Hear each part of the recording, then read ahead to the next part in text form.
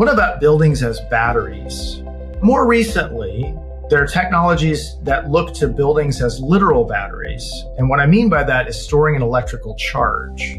Some researchers at MIT have recently been working on a cement-based battery that uses carbon black. But you could create concrete walls, foundations, other things that literally store electricity. But I think increasingly whether we're living in a house that has a foundation acting as a battery, we will be surrounded more with the kind of materials of electrification, right? And systems of electrification to store energy. And that's a fascinating provocation to think about. What kind of world will that be?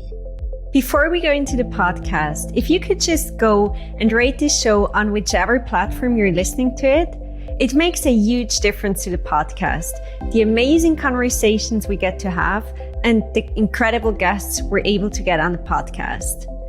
So it's probably not something you would think about, but if you could just go rate the show, follow it, or share an episode, it does make a huge difference to the show. Thank you so much. In a world increasingly facing the challenges of climate change, with the Building Green podcast, we will dive deep into the intersection of architecture, design, urbanism, and environmental responsibility. I'm Ladina Schipf, your host. I've been an architect and building site manager for the past 10 years. During my studies at ETH in Switzerland, as well as in my working environment, I've had many touchpoints with sustainability, like many of you, I guess. I've also learned to question what I've been told, which is why I decided to go deeper into the topic and uncover what sustainability actually means. My mission is to highlight the transformative power of sustainable architecture, not just as a practice, but as a catalyst for broader societal change. Subscribe for more of our content and enjoy the show. Blaine Brownell is a leading voice in sustainable architecture and material innovation. With a career spanning over 20 years, he's now directing the School of Architecture at UNC Charlotte. His research focuses on the future of sustainable materials, and he has authored 9 books on the topic. Blaine challenges conventional thinking with ideas like cities made of sky, where buildings store carbon like forests, and living architecture, where structures are literally grown from trees. He advocates for buildings as resource banks, emphasizing that architecture should store energy, water, and materials for reuse. In this episode, Blaine discusses why sustainability must become the default in architecture, how architects can integrate innovative materials visibly into design, and what it will take to shift from incremental improvements to radical change. He also shares amazing projects, from vertical microalgae facades to concrete walls that store electricity like batteries. Let's dive in.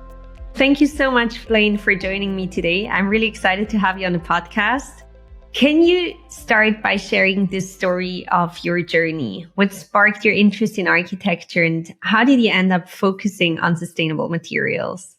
I was interested in architecture and sustainability, or general ideas of sustainability, from an early age.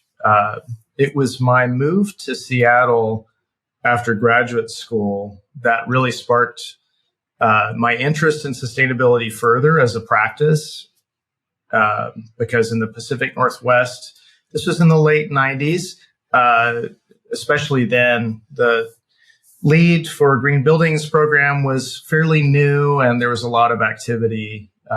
I was able to take a sustainable building advisor program that was a year-long program before LEED was really up and running. And I became a licensed architect at that time, too. I worked for a firm called NBBJ in Seattle. And so I was there for about 7 years, and that really trained me as an architect and also gave me preparation in the area of sustainable design. And during that period, I also began researching materials more in depth and outside of specific projects, and became really excited that in a firm as large and with many offices as NBBJ has, there were a lot of people with shared interests that became part of my network. And material connection was fairly new then in the early 2000s, and there was a buzz emerging about new materials and green materials. And so I really relished my opportunity to be part of that world. And then after my time there, I had a couple of visiting positions at universities in Tokyo and at the University of Michigan for 1 year each, and thought academia is a very cool place I'd like to be in. And I feel like at that time I thought, my legacy can be more, and my influence can be perhaps more meaningful with students and their futures, and not necessarily project by project as an architect. This is just my personal thought. And so for me, I relished the opportunity to start teaching full time. And I've been in higher education ever since. It's almost 20 years now. And started at University of Minnesota. And now I'm at UNC Charlotte, where I'm directing the Raven School of Architecture here in North Carolina. And how does your role or your day-to-day look like now as director of the School of Architecture? Yeah, that's a great question. My day-to-day, it's a great job. My day-to-day is not necessarily that predictable. It's an exciting journey where administration provides the opportunity to have a positive influence on students, faculty, and staff and what they're trying to do. At the same time, I try to, and I'm expected to continue conducting my own research where I can find pockets of time, which are harder to find, and I do still teach, just not as much. So what I love about this job is, as I mentioned, being able to influence others. And what I mean by that is to be able to step outside of myself and my own concerns and look to others and their needs and their problems and also their aspirations, perhaps most importantly, and be thinking about them. There's an analogy that someone shared with me. I think it's a fairly common one now, that as a faculty member, it's similar to being a pilot, flying your own plane. But as an administrator in a role like mine, you become an air traffic controller, looking at everyone's planes and making sure they land and take off safely. And so I love the ability to help to look at where students are and faculty and staff are and be able to help them get to the next levels of, on their journeys. And if I can facilitate something or see a way to help them, that's really meaningful for me. That's beautiful. Now, before we go into really your work and your research, since you're already talking about university, how do you see things have changed from the student's perspective over the last years around sustainability? It's really fascinating. I was noticing a significant change at my previous institution at University of Minnesota, where I was for 12 years. And so it's a good enough time to be able to map this kind of change. And I moved here in 2020, so it gives you a sense of the timeline. But I saw this change happening there, which is students really wanting to save the world. Now, it's not that this is a new phenomenon. It's a fantastic aspiration, of course. It's nothing new, but what I saw is in both good and bad ways, and we talked about this as a faculty a lot, and we see this here as well, especially with things like diploma projects, thesis projects, opportunities for students to really direct their own work in a meaningful way, in a significant way. Students are increasingly taking on bigger and bigger kind of wicked problems, whether it's homelessness or climate change or contested terrains in terms of, cultural problems. I mean, huge issues. And I love that students are so concerned about the right kinds of concerns. They're mindful of what's happening in the world. At the same time, it's a challenge for faculty to help advise students in that space, because what can they accomplish?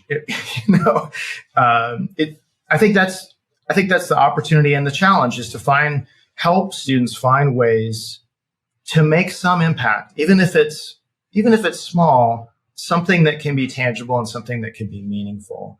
As opposed to my generation in school, we weren't looking at that, right? We were much more obsessed with kind of formal concerns and abstract theoretical concerns. I remember a little bit of environmental concerns emerging every once in a while when I was a student, but nothing like today. So I love that our students want to take on the grand challenges. I really do. But I think this is an interesting time to try to facilitate that path or help them on that path. How should you partner with your students?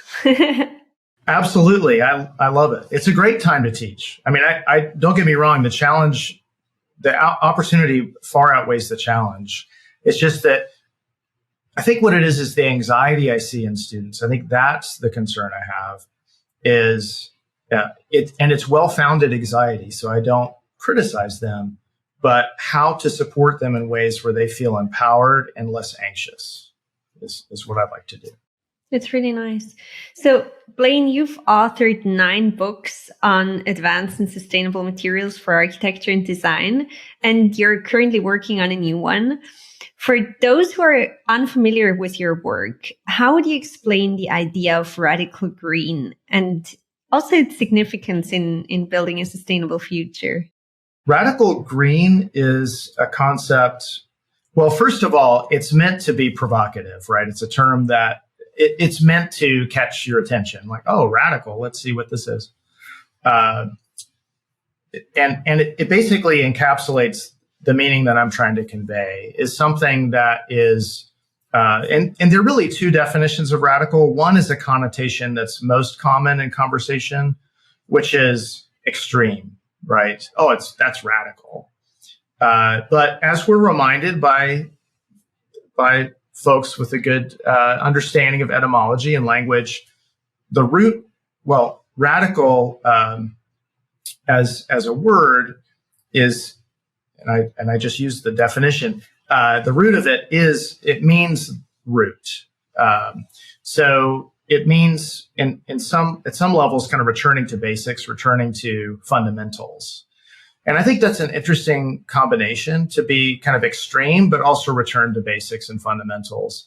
And for me, radical green is about returning to fundamental questions of where are we in sustainable design? And as you mentioned, I focus mainly on materials, so less on things like energy or let's say regional planning or other. I mean, it's all important, right?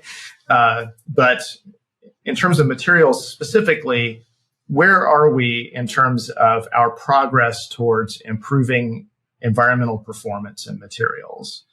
And when we take a step back, we can see a lot of progress has been made, but in the grand scheme of things, less progress than we need to make. And in many cases, and I'm steeped in, I'm part of these networks, green building networks and practicing architecture networks where we're trying, right? Everyone's trying to do better.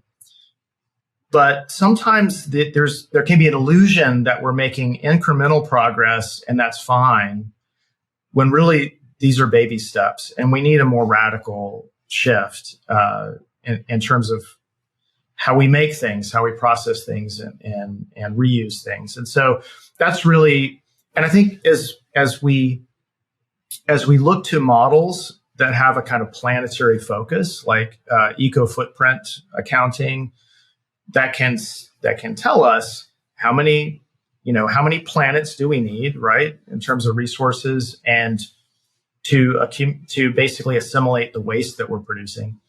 We know that we're off target, but the tools that we use day to day, like life cycle assessment or green checklists and things, give us a false sense of progress. These are good tools, don't get me wrong, but we need to connect the incremental decisions we're making day to day with that larger impact, and that's a big challenge for all of us. And I think it's time we need some more radical, more significant changes and approaches to be able to make that that needed advance to the next level. Do you have any actionable tips or steps in mind to get there?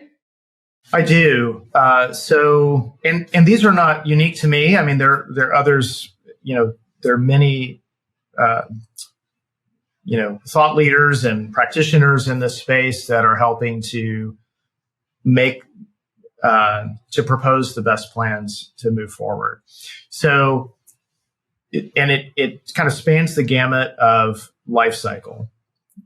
So one thought that's nothing new, but has come up, is that we really need to start the design process and conceptualization of projects and material selection earlier, and we need to start with materials that already exist, right? I mean, it is the reuse and recycling kind of effort, but that should be the starting point, not the nice to have. For example, we need to really control our ever-growing hunger for resources. So just for example, I know plastic has come up a lot in the recent years because we're learning more and more about the detriments of plastic. Certain plastics, not all plastics are the same, but petroleum-based plastics, our demand for plastic as a human society is accelerating. And this is new plastic at the same time that, as we know, we're trashing the oceans with waste plastic and we're recycling very little of it. So looking at all of the material flows and streams and really making some more significant kind of policy decisions and even value-based decisions as firms to say, we're no longer going to specify these materials, at least virgin materials. And so I think looking at material life cycle, and using the starting place as the end of life, not the so-called beginning of life, I think could make a huge shift. And there are many other strategies, including renewable systems and materials. Another one that I'm increasingly excited about, I think there's a lot more new work taking place in this area, is the whole idea of buildings as banks of resources. So what I mean by that is buildings as carbon banks, right? They're actually storing carbon and we can account for that in terms of carbon accounting. But buildings have long stored other things like energy, thermal energy, water, waste that can be repurposed. So I think the idea of buildings not just as physical containers of human activity, but actually storing resources that we are mindful of and kind of account for and think about those resources' futures is exciting. Is that also where your concept of cities made of sky comes in? Absolutely. And I'll say that's a concept that I first read about from Bruce King, who's an engineer, who wrote an exciting book about carbon and architecture. He might have called it buildings made of sky. Maybe I said cities. I don't know.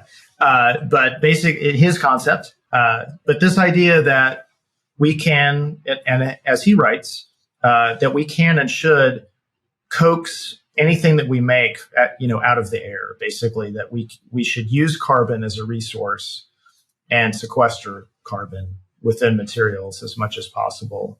And carbon isn't the only concern we should have, right? There are other greenhouse gases, and some of them even worse, but in lower quantities, and certainly toxic emissions that we need to map. I mean, there are many different resources we need to map and store or address. But carbon is the biggest problem, right? At least where it's located. As Bill McDonough reminds us, carbon isn't a problem. It's just the problem is that it's a material that's out of place, right? Or that we're in vast quantities that we're creating it. So the more that we can use carbon as a resource, and this is happening not just with mass timber and wood, which is getting most of the headlines. They're really interesting new technologies that utilize carbon.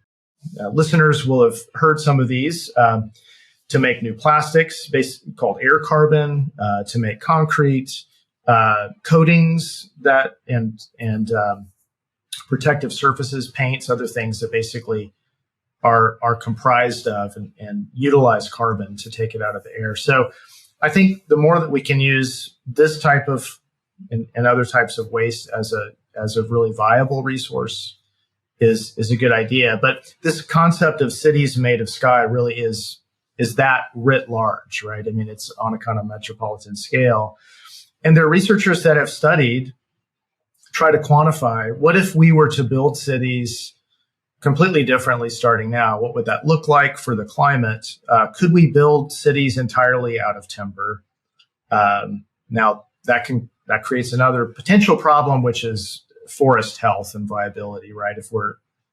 Which we really have to be ever more mindful of our forests, which are depleting in certain parts of the world, especially. But having said that, if we're managing resources properly, it's a really interesting idea that we could significantly change our carbon footprint, potentially within a relatively small amount of time. And as I like to say, and others have said,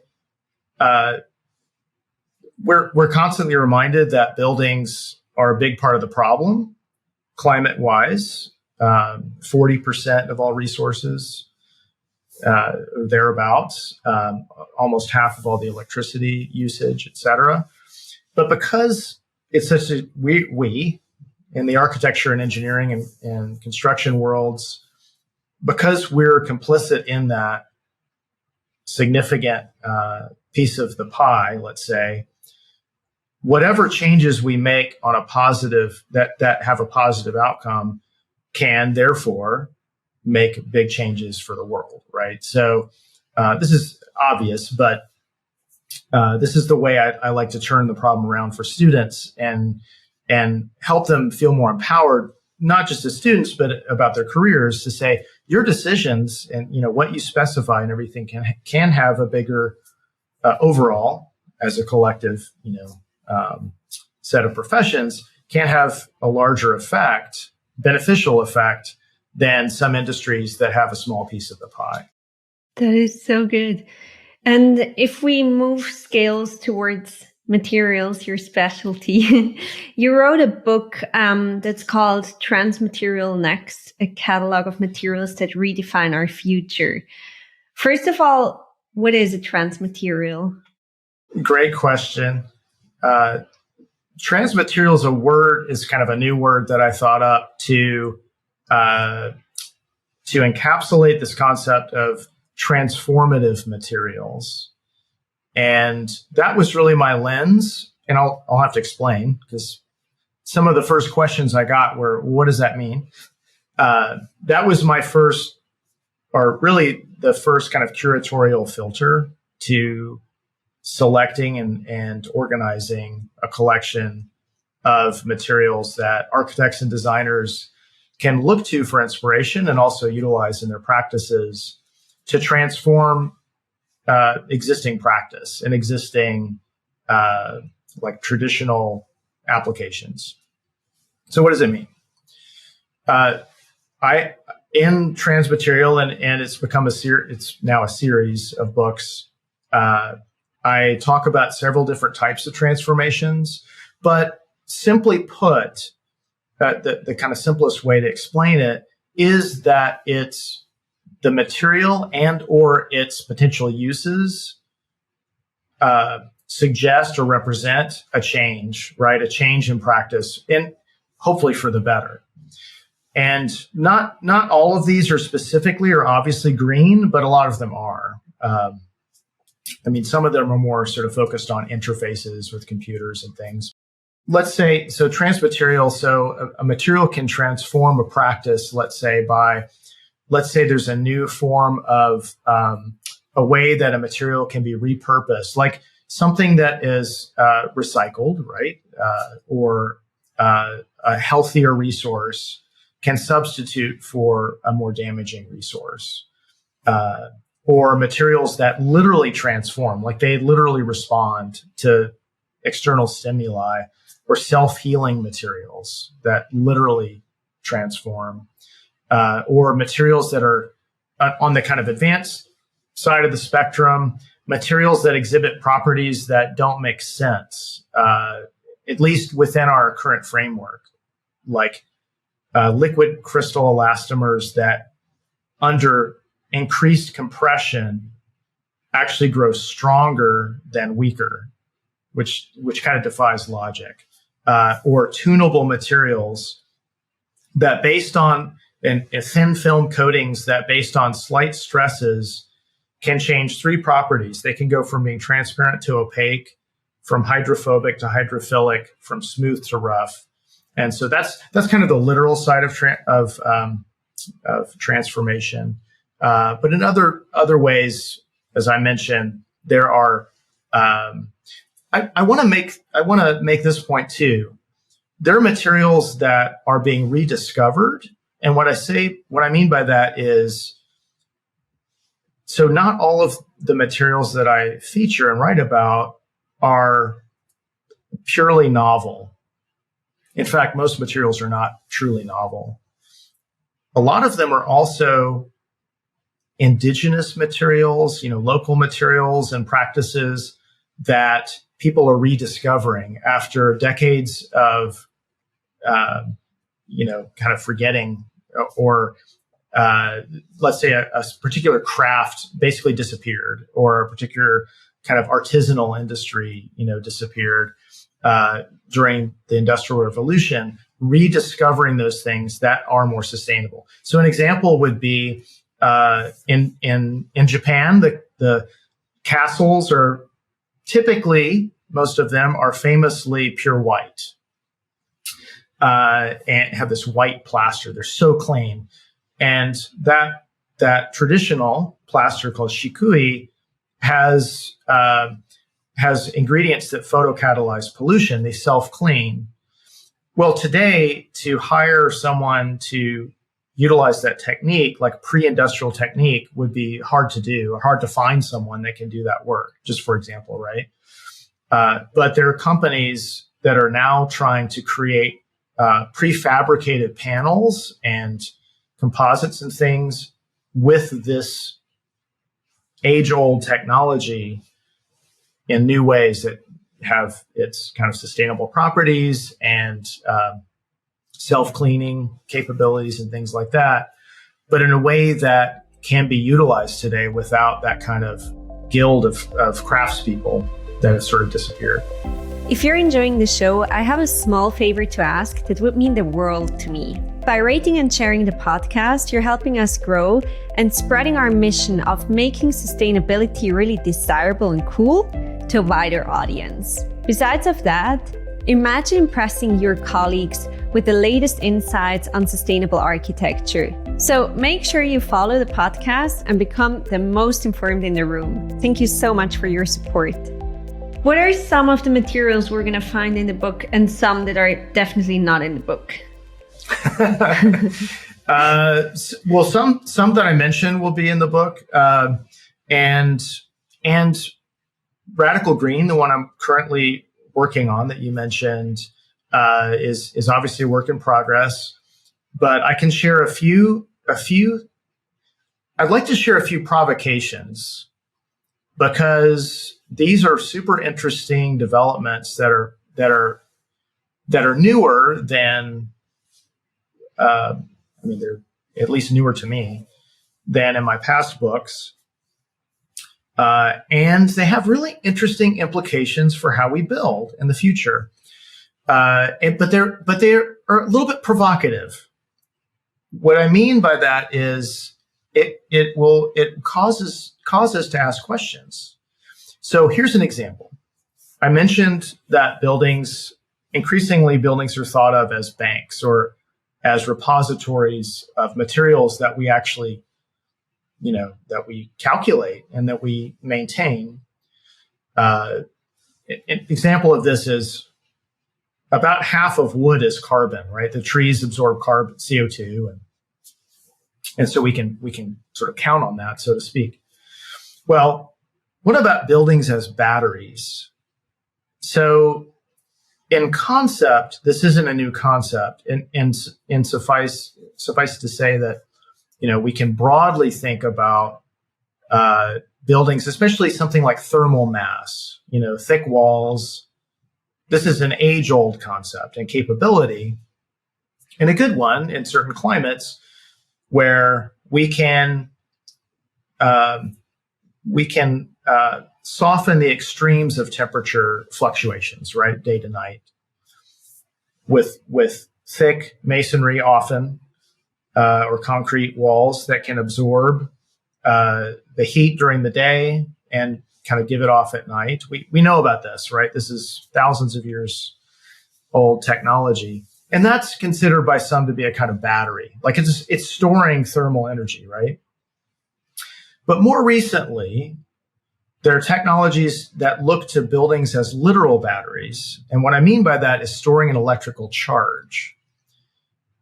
And so some researchers at MIT have recently been working on a cement-based battery that uses carbon black in the cement and when mixed with concrete. And there have to be two electrically charged plates on either side. But you could create concrete walls, foundations, other things that literally store electricity.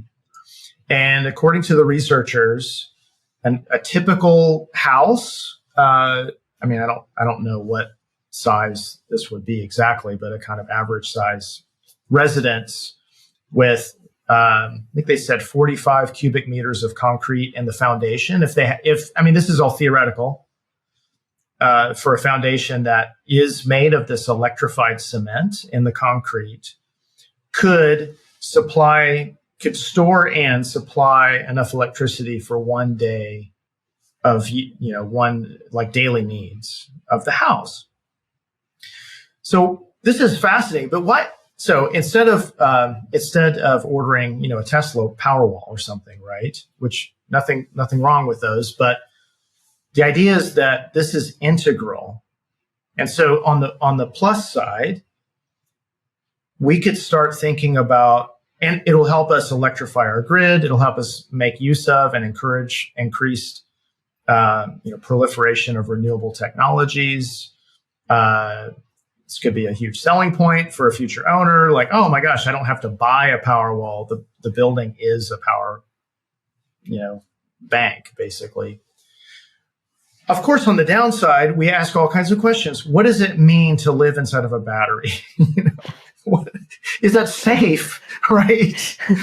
I think increasingly whether we're living in a house that has a foundation that acting as a battery, we will be surrounded more with the kind of materials of electrification, right? And systems of electrification to store energy. And that's a fascinating provocation to think about. What kind of world will that be?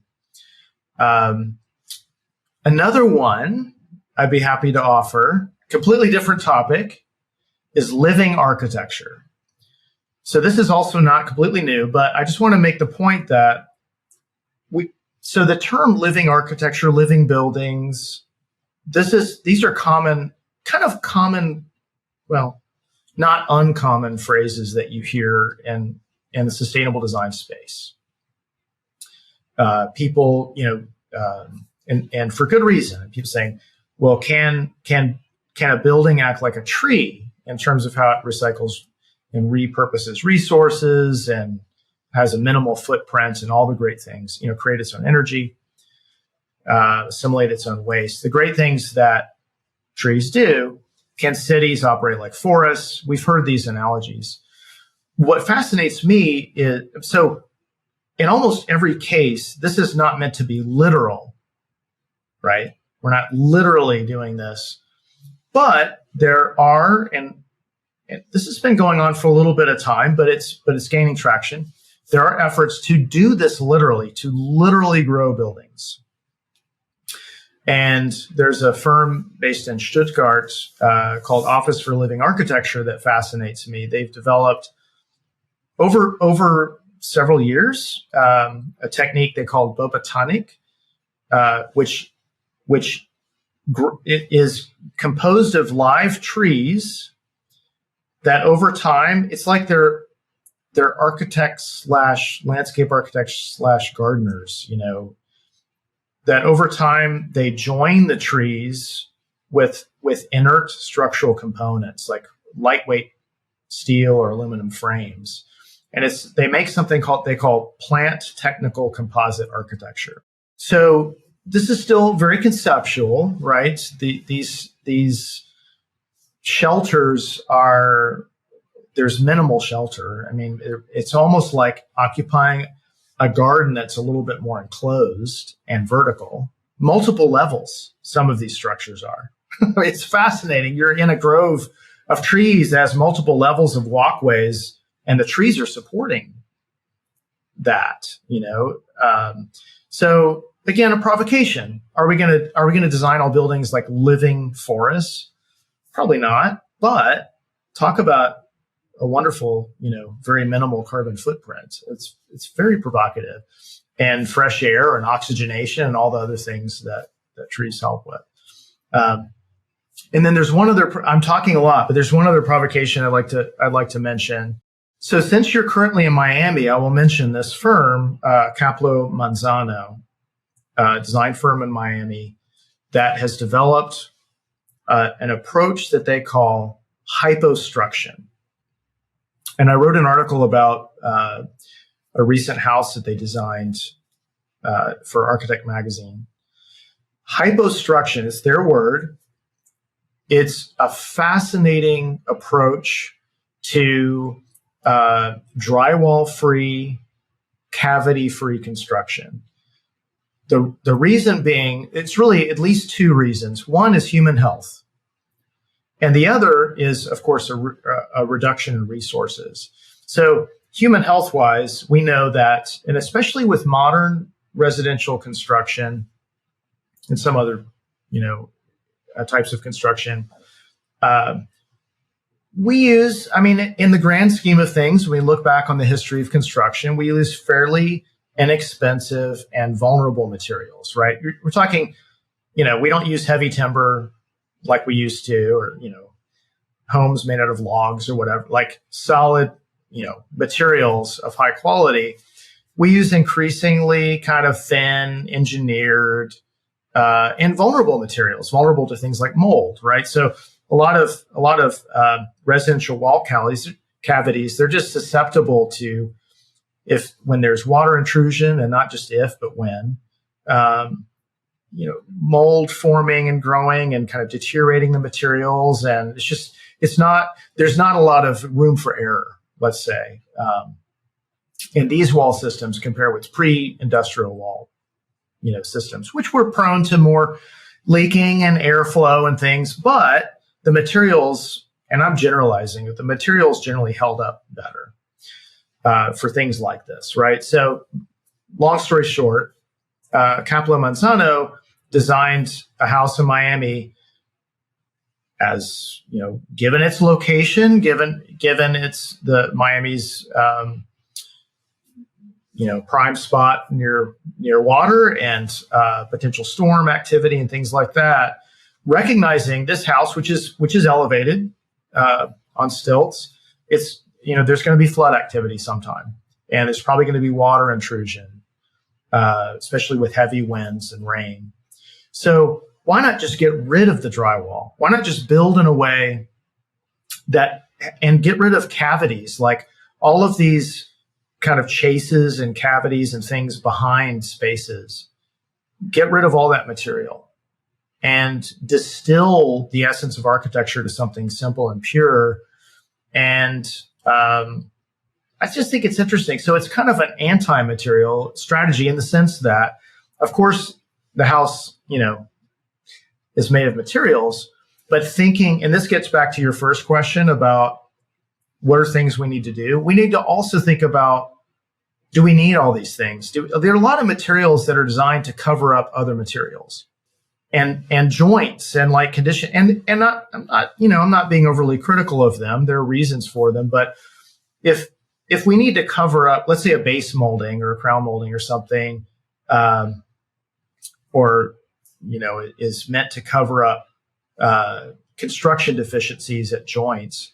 May we change that method of construction like this firm has been doing, right? Or do we need carpet everywhere, wall-to-wall carpet? So these are questions, again, a provocation. But I think it's interesting. Since you're in Miami, I encourage you to look up the firm.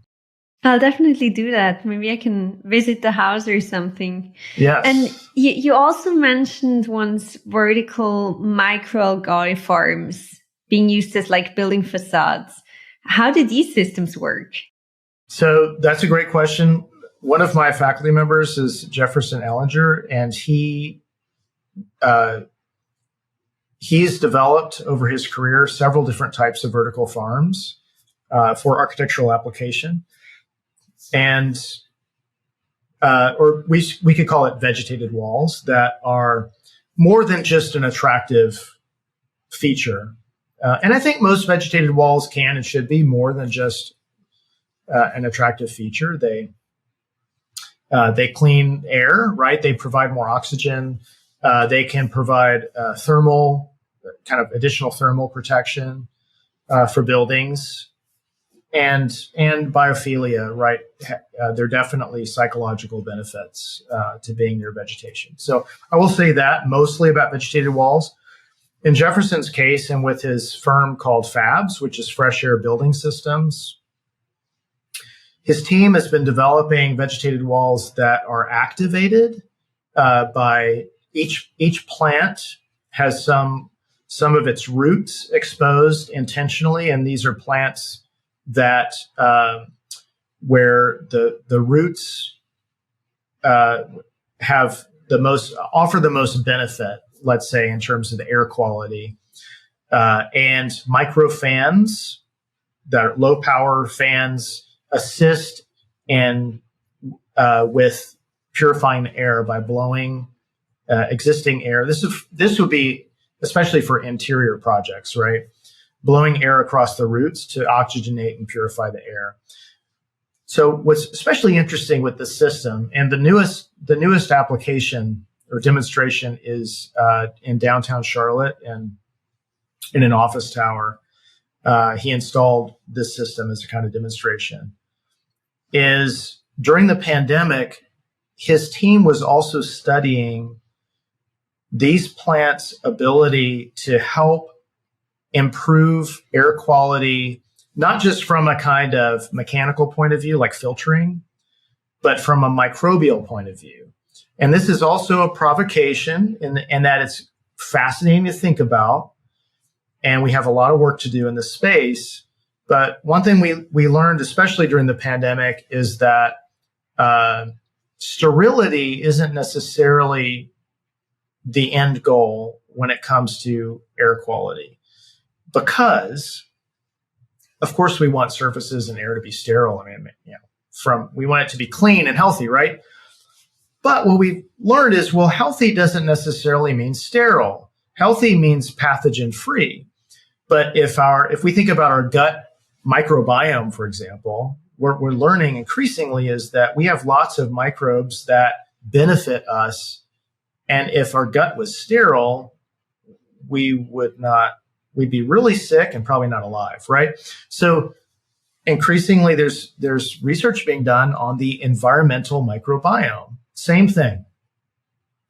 And we know that in some ways it's nothing new. We know that in some traditional practices, especially with food, like artisanal, bakeries and or let's say sake factories, that the environmental microbiome is a huge part, perhaps wineries as well, a huge part of the quality of the product being produced, a huge influence, but we still don't know much about it. And the same can be true for any interior, right? How it affects us. It has our footprint or like our, imprint of human activity. So I could go on. I just think it's fascinating that we're looking at environments not just as like, oh, let's just clean out the bad stuff. The problem is if you only clean out the bad stuff, we bring pathogens. We bring toxic or maybe small amounts of dirty things, right? And then if there are no beneficial microbes in a space to help, clean up our mess, then we can wind up in problems with sick building syndrome, right? We're just recirculating bad stuff that we bring into a space. And so long story here, but what his vegetated systems are, the intent behind them is that they not only filter air, but they also, the phrase that his team uses is they're like yogurt for buildings. So much like yogurt have active cultures that benefit our gut microbiome, that these systems can and should benefit the environmental microbiome inside buildings. That's so interesting. Also, like comparing, like the planet to a human body, and we in the end are living in those buildings. Why would we make them kind of sterile? So I have one other question. You talked about kind of the visibility of materials when you mentioned the project of Caplo Manzano. So what are some creative ways architects can make sustainable materials visible and kind of celebrate them as part of the building's aesthetic? I'm so glad you asked this question because it's long been a real passion of mine. And this is a good time to reference a great book called The Shape of Green, and it's by Lance Hosey, who's a former colleague. And in The Shape of Green, he talks about invisible versus visible green. And he talks about buildings. He's an architect. He was an architect. Unfortunately, he passed away. But also all kinds of things in product and industrial engineering. Invisible green, he wrote, is primarily where our emphasis has been with the green movement. And it's critical. I mean, it's about the underlying science of things. How do we quantify what we're doing? It's critical. But visible green, which has to do with form, shape, and pattern, is, he argued, just as important, and in some ways more important, in its ability to communicate with people, right? Its ability to be obvious. The problem with invisible green is that if we're just checking off boxes on a green guideline or doing LCA studies or spreadsheets or, all this kind of quantification and not thinking about representation of the ideas, we can have the problem of not having a story that's visible for others to see. Like, we're the only ones that can tell the story, right? And I think we want our work out there in the world to kind of tell its own story for us, so to speak, right? So I think we've been focusing so much on the invisible side. Some of it's visible, but point is, it's the underlying science, and sometimes things that are hidden in wall cavities, like insulation or whatever. That's important. But I think telling the story in a visible way is really important because it's about how we express ourselves, right? It's about, on the kind of commercial side, it's about branding and, promotion and communication. But ultimately, fundamentally, it's just a human and even just a natural impulse to want to communicate something. And so I think for architects and designers, I strongly encourage folks to think as they're developing their material program, as they're developing, early phases of a concept design, start thinking about materials earlier than you typically would, and think about how those materials can express and embody the ideas of the project.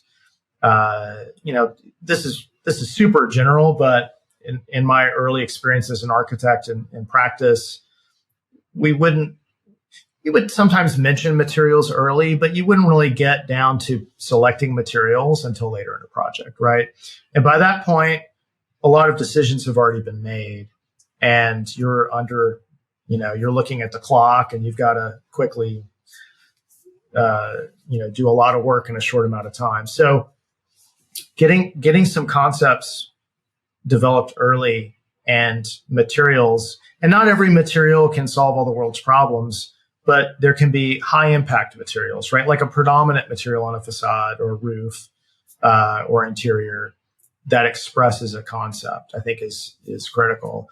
And as I mentioned before, these material strategies don't necessarily have to be completely new products. Sometimes it's best if we look at pre-modern products, right? Pre-industrial products, like let's say rammed earth or something.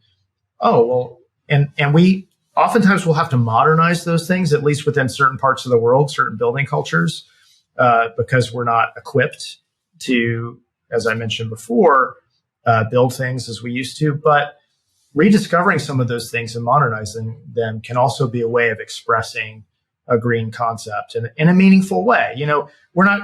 I'm not advocating that we lie about what we're doing. Oh, it's got, it's a fake green wall made out of plastic.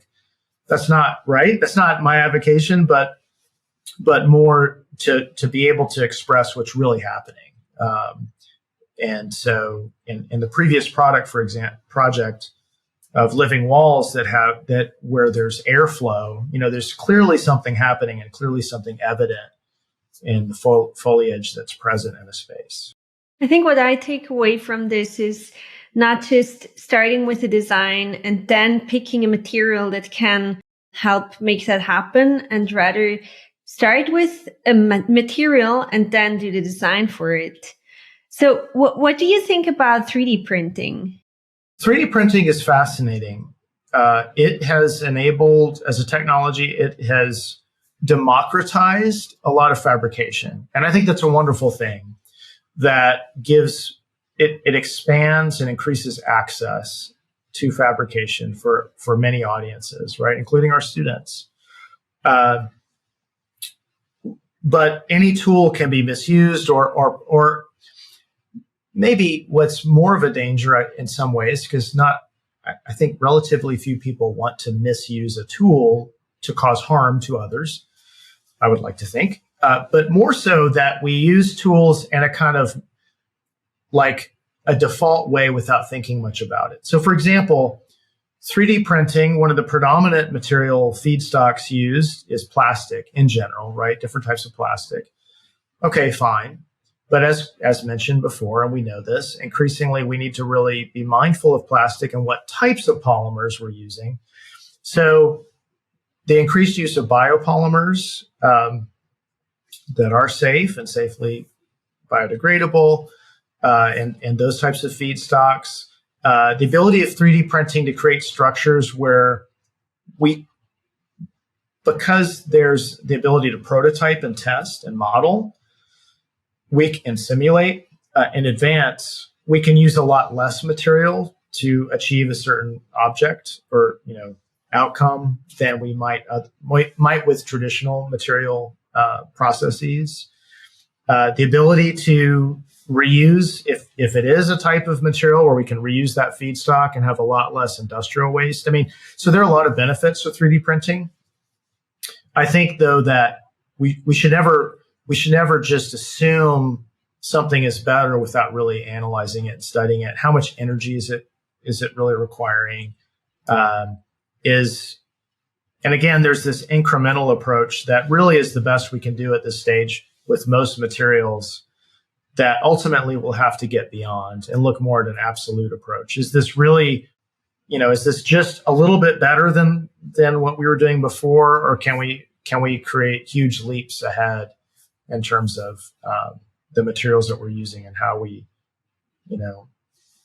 process and fabricate them? This has been so interesting, Blaine. I have one last question for you. Do you think sustainability in architecture will ever become like the default rather than the exception? What do you think needs to happen for that shift to occur? Well, I think it needs to be the default, and I think it will eventually have to become the default. So there's another book I'll reference, written by the founder of the Salk Institute, Jonas Salk, who we don't necessarily know, like a lot of people don't, like I didn't know about this book. It's called A New Reality. And he co-wrote this book with his son, who is a psychiatrist actually in California, but they did this great work together. And A New Reality, I highly encourage everyone to read this book. And it's full of beautiful drawings, beautiful graphs. Just kind of if you tell someone it's full of beautiful graphs, that might not be captivating to everyone, but really, I mean, I think in photographs, and so it's heavily illustrated in a way that conveys a message as well as the text. But A New Reality looks at biological communities, the phenomenon of biological communities within confined limits. So let's say bacteria in a petri dish, or a community of sheep on a small island that kind of are left to their own devices, over generations, or human society on our planet, right? Our planet is not unlimited. And they show that just as a simple matter of ecosystem growth, you can always chart that growth, and it forms a kind of S-curve. And we as a human society, there's much more to it than that. I encourage folks to look into this book because it's fascinating. It's just pure science. We as a society have gotten to the kind of middle of the S curve, and that our population is starting to taper off, believe it or not. Let me rephrase that. We're still growing, but we're slowing down. That's what I mean. The growth is tapering off. But we're also reaching limits in terms of environmental resources we can use and where we can, what areas can assimilate the waste that we're producing, right? And what's fascinating is, as they argue, essentially we will have to be sustainable in the future. There's no avoiding it, right? To perpetuate our species. It's not a moral thing. It's just science. That's as simple as that. We can, however, decide how we want to transition to this reality. We can go in with eyes open and plan and work together and, collaborate well and create a better future that is a fairly easy path to this new reality, or we can essentially continue with the status quo and just hit a wall, right? So it's a fascinating book. And I think, to answer your question, I think the answer is yes, we will have to build sustainably for the majority of buildings and infrastructure and products. It's just a question of how quickly we want to ramp up and kind of change our practices. It's a beautiful ending. Thank you so much, Blaine. If people want to follow your work, where can they find you? I have my own website, blainebrownell.com, but really it's just a place where I catalog current publications and things that I'm working on. But I would say the most visible place probably right now is Architect Magazine there and online. The articles are all free to access. I write a column called Mind and Matter. So looking up my name on their website or Mind and Matter. And I have to thank them. It's a great publication and given me a lot of opportunity to write about things like I've shared with you today. Thank you very much, Blaine. It's been a pleasure. Thank you so much for this opportunity, Ladina. I love the chance to speak with you and your audience, and I wish you the best of luck with your podcast. A huge thank you for listening. Make sure you subscribe to the show wherever you listen to the podcast to support me and so you don't miss an episode. And while you're there, I'd also be so grateful if you could rate and review us. If you have any guest suggestions or any feedback, you can find me on the socials at Ladina Schipf. Thanks.